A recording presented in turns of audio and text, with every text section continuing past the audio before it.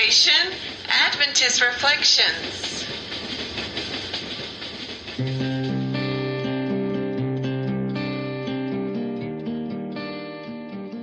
Now, to discuss character building ideas, here is your host, Dr. Danzie.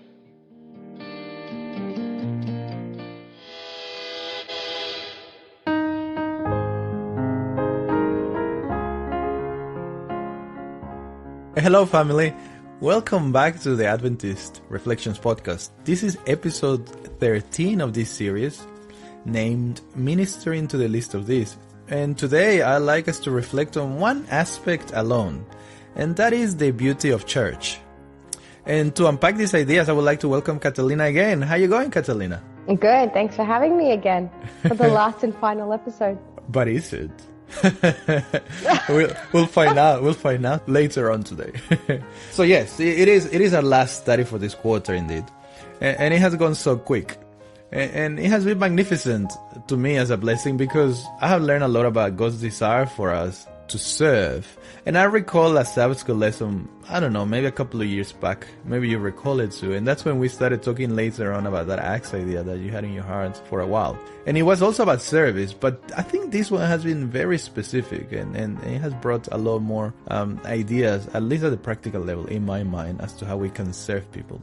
But also about what other churches have done around the globe. And I thank you for bringing those examples of great things that sometimes we get encapsulated. Sometimes we get into a little bubble of what we do in our little world, and we think that other people are not doing much. But indeed, people are doing a lot of things around. So thank you for doing that. I would like us to do a bit of a quick recap on what we have studied so far for the past 3 months, because I think it's relevant. So far, we have spoken about how God created to His image, and with that, we have had the idea that we have a purposeful life. And then we looked in the second lesson. We saw the blueprint, which is God's 10 commandments, and how it helps us to embrace God's character, but also how we can bless those around us and show that, that character reflected through the 10 commandments. Yeah, right, we did. And week 3, we then go specifically about emphasizing the Sabbath and how it points us back to God. And it also reminds us that in this day we might minister to those in need. Yep. In week 4, we discussed the tension and the beauty that is found in God's mercy and justice when it's combined, and how we can't separate it within our actions and, how we interact with those around us. We must demonstrate both aspects. Right. And then week 5, we spoke about our tendency to go backwards in action, about how many times we have that desire to have a head knowledge, and as Adventists, we're really good at that. But Christ desires us not to just believe like the Pharisees, but who knew the law, but who violated the same law, but not really meeting the needs of other people.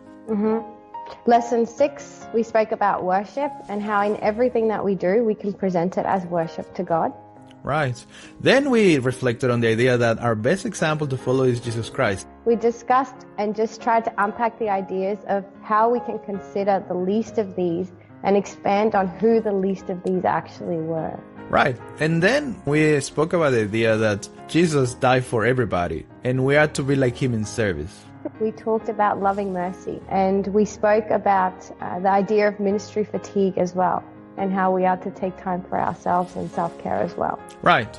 So it has been a full series. It has been packed with concepts that are relevant to our Christianity and aspects which, where the rubber meets the road, we must consider. Like James says, James says that we are to demonstrate our faith, but the things that we do, not because they save us, but because in demonstrating that, we demonstrate that we have faith in that who save us. So I would like to read to you a quote, because I think this brings some relevancy to today's ideas. In the book Our High Calling, Ellen G. White says that the church is God's appointed means of leading His children unto unity, in order that in Christian love and fellowship they may help, strengthen, and encourage one another. So I would not like to dismiss the fact that sometimes being a part of the community of faith can be a struggle. It can bring various disappointments because sometimes we lose track of what it means to be in church. We lose track of whom we should be an example from. And let's face it, we all have interesting personalities based on different upbringings, and everything is really challenging sometimes. We have sometimes self-determined expectations that if are not met, we start getting a bit cringy. But instead of doing that, because we all know that, I would like us to finish this series with the idea of the church and the beautiful things that the church brings into our lives. What is it that we get out of it? And these are not all designed to bring, a sense of blindness to what happens in our churches, but rather bring hope and reassurance to us and even those around us, and those who contribute to a journey of salvation. So let me share with you two fun facts, Catalina. Two things that I found when I was thinking about this. One, do you know what is the most expensive perfume in the world? No. No? Okay. I wouldn't know. So it will be fun then. So it's the Donna Karan New York perfume. It's named the DKNY Golden Delirious Million. And the bottle costs exactly $1 million American dollars. No way. For 100 mils of that aroma. It's crazy, isn't it? Oh, wow. I don't know who buys it, but anyhow. It better smell good. Yeah. Well, to be fair to the whole process, I think the bottle costs that much because it has diamonds or something in the bottle and whatever. But I think it's crazy. Once you finish the perfume, I don't know, I guess you keep the bottle there on your shelf just so you know that you spend that much money. For your retirement. Well, if they can give me that, I could probably retire. That would be my superannuation. But this one is followed by another one. It's called the Clive Christian No. 1 Imperial Majesty perfume. I don't know if they call it like that because only royalty wears it, but it's not as much, but it's still pretty bad. It's $12,721 US dollars for 30 mil only. So you multiply that by 3, it's almost 100. So it's about over 100,000. Compare that to $1 million, it's a bit of a gap, but it's still quite crazy. Now, crazy fun fact number 2, and this is more personal. I'm going to share with you all something that nobody else knows. Actually, nobody, not even my family, extended family knows. Only my wife and my kid know this. So this is like an exclusive of Dr. Danzie because I don't even know if I should say it, but everybody might change the perception they have of me, but that's okay. I am a perfume collector. I don't even know if I am a perfume collector because I don't purposefully collect them. It just happened organically that I have a lot of perfumes in my cabinet. And I have 7. Well, there you go. We could call you a collector maybe too if you do it in purpose, but I don't think you do because it just happens organically. No. So I went to my cabinet and I just quickly do a recount, but I have 2 cabinets and I have a couple of toiletry bags with different perfumes, but from different travels. I counted on my readily available shelf 13 perfumes in my possession. Wow. And some of them were given to me, but 90% of them I acquired. So I bought most of them. Many times I stop using a perfume that I see is about to finish to balance them out, because I want to keep them. And yet other times I go on out of my way to buy new ones that I have finished in purpose. So, and I'm sharing this because there is something interesting here, right? I have this stuff, and even the ones that they were given to me that I don't like that much, I keep them because I appreciate them. But this reminds me of something that was pointed out in the lesson this week. And it is that the Bible says that the church is like a perfume, like an aroma, like a fragrance. And this aroma is so attractive that it saves people. And so I would like to read a verse in 2 Corinthians chapter 2, verse 14 and 16, which says, "But thanks be to God, who in Christ always leads us in triumphal procession, and through us spreads the fragrance of the knowledge of Him everywhere. For we," that is the church, "for we are the aroma of Christ to God among those who are being saved and among those who are perishing. To one fragrance from death to death, to other a fragrance from life to life." Who is sufficient for these things? So here's one interesting thing. Some of my favorite perfumes, they are not really original discoveries of my own. In fact, I'll confess something.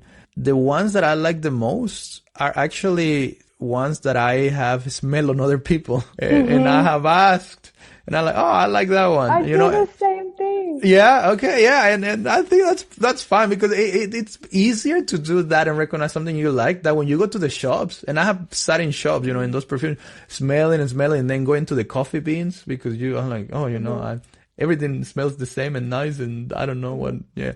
So when you recognize somebody, I'm like, I like that one. And sometimes I go out of my way to buy them. Sometimes I wait.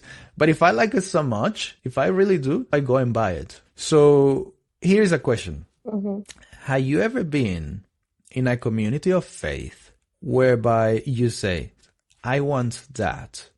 I want in. I want to participate of whatever this church is doing. I want, you know that there is something there. It could be, it doesn't have to be at the spiritual level. It doesn't have to be, this church is so spiritual that I really want that. Maybe that is the case. But it could be something practical. It could be because there was a social event. I'm like, my church doesn't have that or whatever. A community service level, a community event. It could be a Pathfinder activity, whatever. And it could be a mission trip, a storm call, those things that we have in Australia, which young people participate to go and deliver the suffering of smaller communities in need.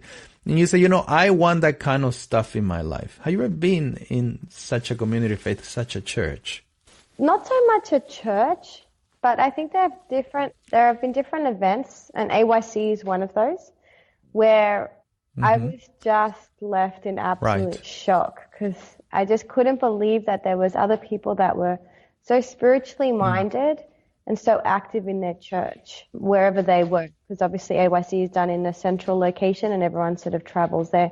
So I think AYC was one of those experiences where I was just left just amazed with just what was happening. And then probably when we started attending Mt Gravatt Church in Brisbane, we had been going to a lot of different churches trying to find a church and to see where exactly we felt that God wanted us. And I know we stepped into that church and straight away we were like, there's something special about Mt Gravatt. Now, I can't say it was specific that they were very friendly, that they were very spiritual, that they were very active. There was just something that as soon as we went there, we definitely felt that was the church that we needed to be involved in. Another one, which is just what I've been to recently, which is Salisbury Church. They also had a very active youth group. And, we pretty much forced ourselves onto that group and made sure that we were part of that group in all the activities that they did, just because their youth group was very active. And there was a real balance in terms of spirituality. The young people were very spiritual and, they were just very committed to learning about their faith. They started Bible memorization groups. And so there's been a few, but it hasn't necessarily been so much that, this is on and I'm gonna start attending that church because of that. Mm-hmm. Great. I resonate with AYC. Of course, I was attending. For those of you who do not know what AYC is the Adventist Youth for Christ. Am I standing right? Yep. Yeah. Yep. Which is the equivalent to the GYC for those of you who are in the States who know what GYC is. And it was a blessing to see like-minded people. Although I must admit, the first time I went to the AYC, I wasn't really expecting to be a like-minded of any kind. I just thought it was a social event. And then, I was surprised, and it was a life-changing event. So if anybody who has never been to an AYC here in Australia or a GYC in the States, I highly encourage you to go and visit them and make the effort. Even if you don't think you are young any longer, I know that I definitely don't fit the young criteria anymore, and I already signed up, pay my tickets to go to the next AYC in Melbourne. So this is the thing, we can focus a lot on the bad stuff that happens in our church, and we know that it happens, and we can be here forever and speaking about it. But God established the church for a couple of reasons. One is to help us to go and pass that finish line by motivating and encouraging each other. Mm-hmm. It's a lot easier if we were to have people around us to help us, as well as to polish our character and all that kind of stuff. And that's when all that negativity might come. But let us keep it into the beautiful things of church. And the other aspect is to help us to minister to those in need. Even though sometimes we might not be like-minded. So I just would like us to think about the attractive aspects of church. What do you think would make the church a more attractive place? What are the things that you would think need to be seen in our churches for it to be like that sweet smelling aroma that Paul is talking about, that fragrance of Christ? What do you think is needed? I think in order to have an experience like the ones that we have when we smell someone's perfume and we want to ask them what perfume is it. Right. One, I think we have to be involved in our community. And I think what makes a church beautiful and fragrant, as we're focusing in this particular lesson, there has to be something that stands out. There has to be something that in amongst the everyday, hustle and bustle of living life, it has to stand out. It has to stop you in your path because it just stood out so much. So I think we have to understand that there has to be something special about our church. I also believe that when we look at it in the context of what makes it special for Adventists and what makes it special for outreach, I think there's probably different aspects that we can look into. But since we are looking at community, I think that for our church to be a fragrant in the community, one, we must be in the community. The community will never smell the fragrance of Christ if we're just always in our church. If all we do is get together on a Sabbath and open the doors, the fragrance that is going to come out of that is not going to be as strong as being involved within community activities and community events, and also reaching out to the community in whatever that outreach looks like. So I think that we have to be very sensitive to being involved with people. And then I think the only way we can be fragrant is if we have a Christ-like mind. If our sincere love for people can be seen and witnessed by the people that we are associating with. If we go out into the community and we're just still very exclusive, if we isolate ourselves, and if we don't have a sincere love and desire to be Christ to those people, I think you're going to really struggle being a fragrant. You're just going to get lost in amongst everything else because you don't stand out. People can't see that light that you have. So, I think there's some aspects that we sort of need to consider. Yeah, I agree. It makes sense. Well, first, we need to go out there so a lot of people won't come into church to see what that is, to see how it smells, to see how the beauty of the church. So we had to go out for them to see it. And yet when we go out and they see something and yet they come to church, they might see something different. We have to consider the aspect of first preparing the aroma in the church. And we're the fragrance of Christ, which means we need to have Christ in the church, right? So, and that's why I like this verse in Hebrews. It's pointed out in the lesson, Hebrews 10:23 to 25, which says, let us hold fast our confession of the hope that we have without wavering, for he who has promised is faithful. So let us not forget that our faith is in Christ. And then he continues to say, and let us consider one another to provoke unto love and to good works. That is that community service. That is that looking after each other. We need to love each other. And then we can go out, not neglecting to meet together, as some people do, but encouraging one another, and so much the more as Jesus Christ is coming. It says that the day is drawing near. So in those two verses, the way I see it, in Corinthians and in Hebrews, Paul tries to remind us of the reason for our existence. In this case, for the Corinthians' existence, the church in Corinth, and for the Hebrews. So our church is to embrace one another and to be representatives of Christ. And it's interesting because that verse that we read in Corinthians says that sometimes people smell it for life. We bring life in that smell, or sometimes death. And the way I see it is two things. We either smell good or bad. Some people might see us and I don't want to be part of this. Obviously, what he's trying to say there is more related to people hear the message, and some people don't accept it. So for them, for them, the message is actually death. But I also want to think about the more practical aspect that for some of them, we are not really showing them that life, I suppose, with our own actions. Now, let me ask you something. Just as the practical level, as we wrap this whole series up, with this idea of church community, because that's where the force is going to be. It's going to multiply. We can do a lot of things alone, and we have spoken about this. We have spoken about the idea that don't wait for your church to say yes to everything. If you have an idea and the Lord has impressed you, that go ahead and go forth. But there is no doubt that it will be a lot easier if we are with other people in our churches who can then go out together with that extra force to be able to do that ministry. But so thinking about this beauty of church, can you share with us aspects of your local community of faith, of your local church, that bring life, that remind you of the fragrance of the knowledge of Christ, and how this has contributed to your Christian experience and growth?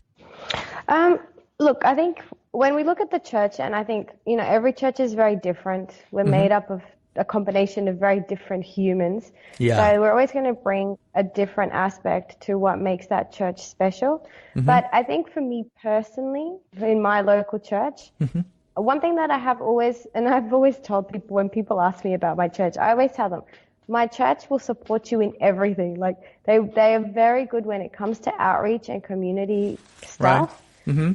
They're very supportive. They'll be like, yes, go for it. We can't guarantee that we can help you, like in terms of preparation but do it. Or in attendance. But board approval, you can have it. So I think that is something that I have really appreciated with my church, that whenever I have a topic on the agenda that I want to present for an outreach idea, they've been very supportive. They haven't been, and even when they have expressed concerns, their concerns are always very balanced in, we'll still let you go ahead with that, but this is our concern. And I really appreciated that, because I think they've allowed me to fail where I've needed to fail. And also they've embraced when things have really worked out. So for me personally, that's something that I've appreciated about my local church. And also I think just there is this real idea, and they have always had this idea of reaching out to the community, whether they didn't have the capacity to do it to what we're doing recently and, at the moment. But they've always wanted to reach out to the community. They might just not have known how to do that. And that's probably something that I found, in a lot of churches. They want to do community work. They want to get out there and they want to try and start things, but they just don't know where to begin and how to begin. And that's sort of where Acts, that impression of trying to build that up as a ministry came about, just because there are many churches that want to do the work. They just don't know where to start. And how do we start with a food bank and a food pantry? And how do we start with networking with, local organizations? So yeah, I think that's probably the hardest thing, is that many churches want to do it. They just don't know how to, or they might not have someone who's willing to take the risk and step out and try and start things. And then with my local church, we just have a very good reputation for being a friendly church.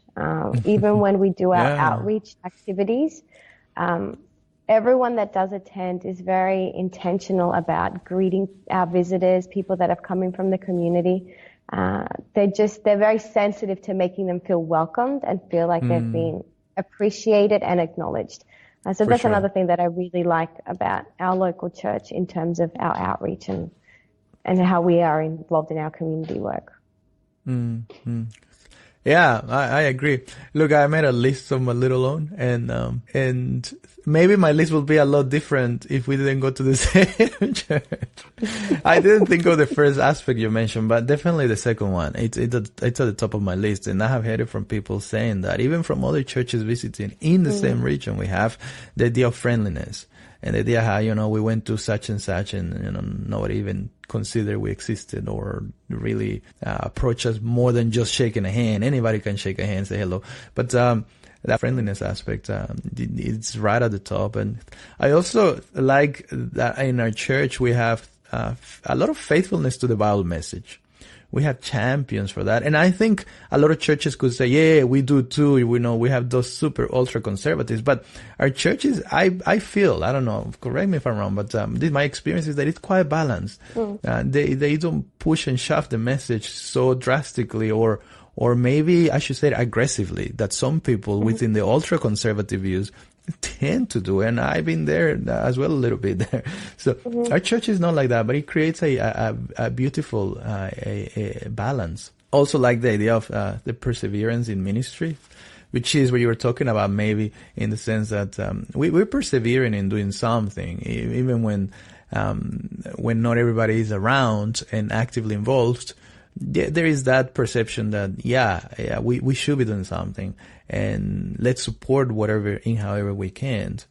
The last thing that I have in here is that I feel that my community of faith has a sense of, at some level, a sense of honesty and transparency in the struggles. I feel that there is many of my community members who are able, willing, and open to share their views. Some of us might not take it well, but I think it's important for us to be transparent, in my opinion.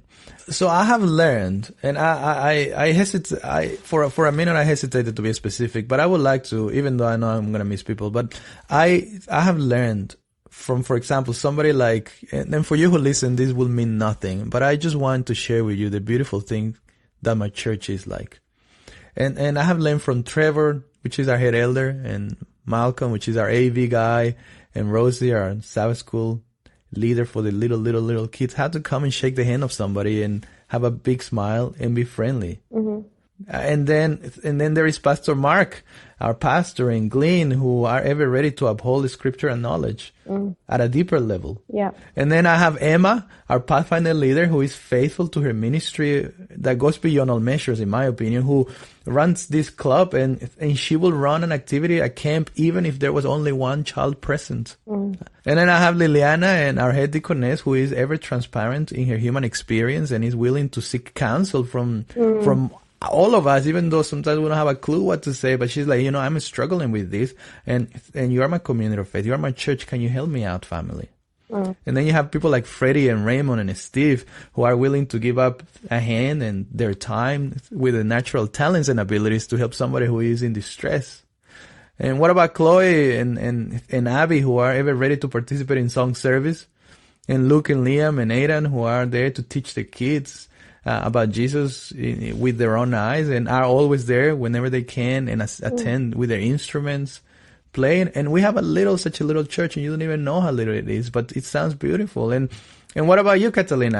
And my wife, Alyssa, when you ladies team up, you also have served ladies in distress that I know who need a hand, and cooked so many meals to feed many of us in our communities. And I could literally name every member of our church and describe Christ's sweet smelling aroma in all of them.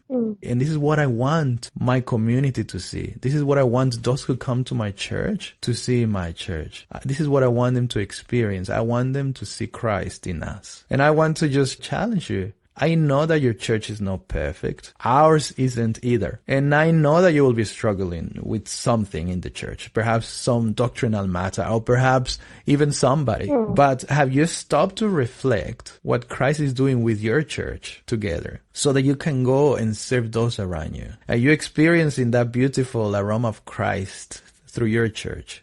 And I would like to invite everyone to start counting their blessings in their church members and embrace them and thank God for them. That is me. That's my emotional me there speaking. But I think I need to do more of this. And I like this lesson because it brought these ideas that I need to do more of counting the blessings that my church is bringing. Because at the end of the day, this is where Christ placed me. And I would like to, this is going to be more challenging, perhaps, Catalina, but we're in a country place. And we have no option. And when we live in a city, we have many options. Sometimes I know some of us who go and do church shopping because we don't like something about the church. And what I have experienced with some of my friends who do a lot of church shopping is that they never happy in any church. And then they never participate fully in any church. They go, no, I like this one. And then eventually they have a struggle in that church. So they leave that church. They go to the next one and the next one and the next one. So I would like us to think about the aspect that, hey, what does your church have? And can you minister with that strength? Can you bring something to the team aspect of your church? Do you have any comments, any final ideas about that? And feel free, because you might have a different perception, and that's okay. It's okay to have that. I just adding on to that point that you mentioned. Yeah, go ahead. Christ compares the church to his bride. And I think sometimes when we are in a church, we can want to divorce our church because she doesn't quite meet up to the standards of which we fell in love with her for the first time. And I think that as we go from church to church, and I've said to many people, I'm like, as positive as people may speak of my local church, I'm like, trust me, there are issues. There are issues. But I think what I appreciate about our church is that even though there are issues, it doesn't take away from our focus of still serving our community. Yeah. Like you said, I think if we can try and focus on the strengths rather than let ourselves become overwhelmed with the weaknesses, we can at least put our energy and invest all that passion that we have into something that is positive, and that is something that will grow the church instead of something that will continue to tear the church down. And I think sometimes, like you said, we can focus so much on the negatives that we forget all the blessings and what each person from the church actually contributes to the functioning of the church and to the church being what it is at its most positive. And like you said, try and work with the things that are positive and contribute to that. Don't focus all of your time into the negative aspects. Help embrace the positive, and even you become the positive. If there is a church where you can't even find anything positive with anyone that's there or anything that the church does, you be the difference, and you start showing them what a blessing it is to actually help make the church be what God intended it to be. Excellent. Agreed. Let us finish with our weekly encourager. Now, I'm going to deliver this one. We're going to swap roles today. And so our weekly encourager, I would like to mention this to wrap up. And this is a little girl from our church. Catalina didn't even know I was going to say this. But I saw this on our Adventist Committed to Serve Facebook page. And go and check it out. Like it, comment, share something. And we actually reciprocate a lot of, I always pass them on to Catalina because she's the forefront of all this, request of people and resources via personal message for the churches on community service. But this is a little girl who is 7. She's 7? 8. She's 8. What a bad friend am I? She's 8, and her name is Mimi. And Mimi had this vision that one day she was sitting, it's my understanding, in a doctor's room or some kind, which was an ophthalmologist, I believe. So a lot of kids come with eye issues, eye concerns, and her desire as she saw these little kids is, I would like to minister to these little kids and their needs. And so she asked Mom, could I please make some little eye pouches, like a little eye pillows, I think. Yeah, the little cushions. I go and check them out. Eye cushions for the little kids. And Mom said, yeah, I guess so, sure. And so off they went, and just recently I saw that Mimi and her sister Chloe, they went out and they started developing, with the help of Mom, all of these little cushions to deliver to the little kids. And to me, that is ministering to the needs of those around. And I just want to say something. I mean, I maybe should make the remark that this little kid is actually Catalina's child. But this catches my attention at many levels. But I just want to leave it at this. It doesn't matter how old you are. It doesn't matter how old you are. You can be as little as 8 years old. What matters is that if God impresses you with something, or out of the kindness of His heart, and you have that softness of your heart because of Him, go ahead and do it. Go ahead and do it. Don't hold back. Try. And like an 8-year-old, if you cannot do it alone, go and find help from your beautiful community of faith, of somebody who think, maybe this one will do. And if they say no, go into the next one, and somebody, I'm sure, somebody will say, yeah, okay, I'm not sure, but I'll give it a go. And they will go and then do. That was it. That's the weekly encourager. And so I hope that you all feel encouraged by that. And think of Mimi when you think, I cannot do it. She's only 8. What about our challenge, Catalina? Do you have a challenge for us today? That's the last challenge. Last challenge. I think we touched on it a little bit in our final remarks. Okay. And that is to be an encouragement to your church. And, depending on where you are right now, maybe the last thing you want to do is encourage your church. Maybe you're going through a patch where the last thing you want to do is encourage anyone in your church, or even contribute to your church. And I really want to be sensitive to that because, I've been there. I know what it's like not wanting to go to church because of whatever stuff is going on in church. But, I encourage you to just seek God in prayer and to be able to say, you know what, maybe my church isn't what I want it to be. Maybe it's not even what God wants it to be. But what can I practically do this week or commit to doing for a month that will help to make my church that fragrance? And you mentioned as well with like Trevor and Malcolm and Rose. I learned from them to always go out and give someone a handshake and welcome them and thank them for choosing to come to our church each Sabbath when we see visitors. Something as simple as that. And I remember the impact it had on us. And I said, you know what, that's what I'm going to do from here on. And I'm sure that we've all had experiences where we have seen that people in church have done something that just really left a real big impression on us and really gave us a sense of belonging or a sense of feeling like Christ's love was in that building. So let us reflect on that, maybe a memory or something from the past that someone did for us that made church special. And let us take the challenge and do the same thing. Excellent. So, family, for now, this is it. We have reflected and now we're done. And now it's time for all of us to continue doing. And like Jesus said, go ye therefore and bring to them Christ in the fullness of his gospel. But before that, let me share with you an announcement. And very quickly. Drum roll. Drum roll. We have received questions from you throughout this season. And some of you might think, oh, you have ignored my questions. I have communicated with you through social media at a private level. But I would like us to bring these questions to the table. And so Catalina and I are preparing a special episode to answer these questions. So stay tuned because this week, as we drop in this for you, you will be able to check out those questions and more character building ideas that came out of the discussions that we have for the past 13 Sabbaths. Until then, I am Dr. Danzie, and today I choose to love God and his church and be part of his perfume that attracts people to him. How about you?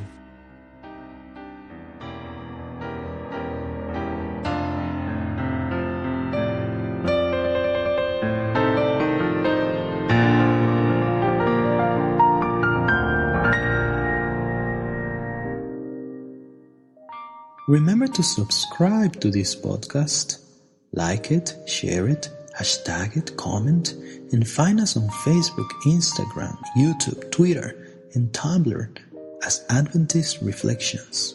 God bless you.